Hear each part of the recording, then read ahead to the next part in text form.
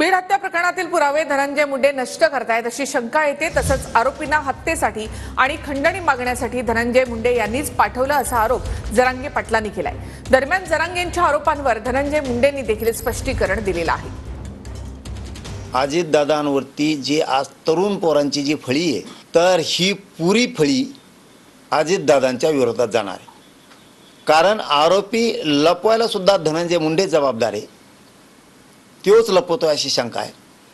खून करायला त्यांनीच पाठवलंय, खंडणी मागायला सुद्धा त्यांनीच पाठवलंय, धनंजय मुंडेंनीच।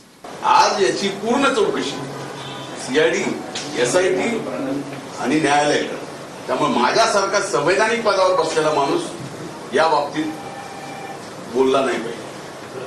हा, बाकी मोठे मोठे माणसं बोलले तरी काही चालते, पण मी या पदावर बसलो आणि मला संतोष देशमुखाला न्याय पाहिजे, राजकारण नको।